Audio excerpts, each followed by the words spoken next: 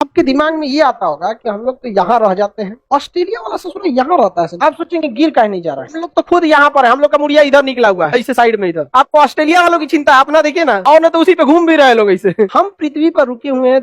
अब ये बात करते हैं हम लोग, आपके दिमाग में ये आता होगा कि हम लोग तो यहाँ रह जाते हैं, ऑस्ट्रेलिया वाला ससुर यहाँ रहता है, नीचे देखो यहाँ रहता है। आप सोचेंगे गिर काहे नहीं जा रहा है, हाँ? तो पृथ्वी ऐसे रहे या ऐसे रहे कोई प्रभाव नहीं पड़ता, क्योंकि कोई भी चीज रुकी हुई है तो गुरुत्वाकर्षण की वजह से रुकी। आप गुरुत्वाकर्षण हटा देंगे, आप यहाँ भी रहिएगा ना ऊपर, तो फेंका जाइएगा कहाँ पे, अंतरिक्ष में। दो चीजें हमें रोक के रखी हुई है। यहाँ भी अगर आप खड़े हैं तो आसमान देखने के लिए कहाँ उठाएंगे, अपना गर्दन उठाएंगे, अपना गर्दन क्या करेंगे, उठाएंगे।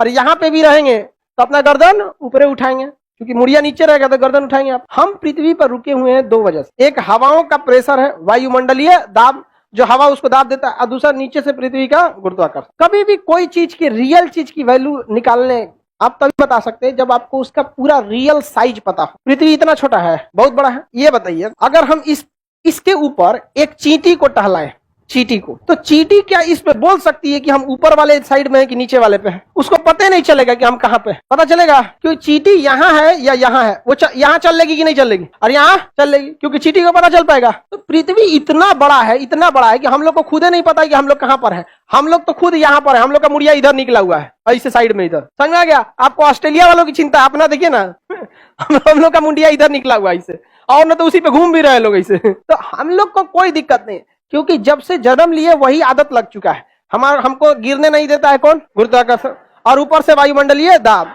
लेकिन जब लड़का जन्म लेता है और वो ऐसे खड़ा रहता है ना, इधर की ओर, उसको बताइए बैलेंस बना पाता है?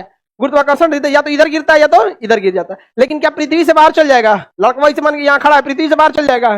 कौन रोका है? खत्म हो गया तो सब कहाँ चला जाएगा, अंतरिक्ष में। यहाँ पर तो हम लोग इतने छोटे हैं इस पृथ्वी के आगे कि खुद ही पता नहीं है कि हम लोग नीचे हैं कि ऊपर खड़ा है। तो आप ऑस्ट्रेलिया की चिंता क्या कीजिएगा, हम लोग खुद ऐसे चिपके हुए हैं। तो हम लोग उसी हिसाब से क्या हो चुके हैं, एडजस्ट हो चुके हैं। अभी भी पता चल रहा है पृथ्वी पर हम नीचे जाएंगे तो गिर जाएंगे। आप नीचे गए कि नहीं आपको पता चल पाएगा? कुछ पता नहीं चल पाएगा आपको। इतनी बड़ी पृथ्वी है, इतना बड़ा है कि आप कहाँ है पता ही नहीं चलेगा।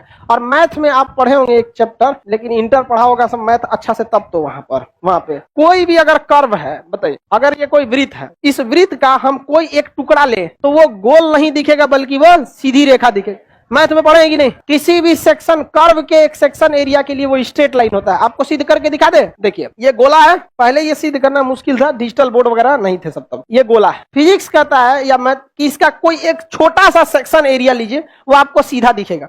सेक्शन एरिया मतलब छोटा सा एरिया, हम पूरा मिटा देते हैं, इसका एक छोटा सा एरिया छोड़ देते हैं। एक छोटा सा एरिया ले लिए। अब कोई कह सकता था कि ये गोल था? नहीं कह सकता था। पृथ्वी के क्या हम इतने हिस्से पे थे कि इससे भी छोटे पे, पृथ्वी पे जिस पे खड़े थे वो इतना, जहां इतना में तो इंडिया बस जाएगा, तो इससे भी छोटे एरिया पे थे। अब जब इतना बड़ा एरिया कर्व नहीं पता चल पा रहा है, तो जिस एरिया पे हम खड़े हैं वो पृथ्वी का एक तो बहुत छोटा सा हिस्सा है, वो घुमा है कि सीधा है पता ही नहीं चलेगा। पता चल पाएगा? तो कभी भी एक बड़ा एरिया लेते हैं तो उसका सीधा तिरछा आपको पता नहीं चल पाता।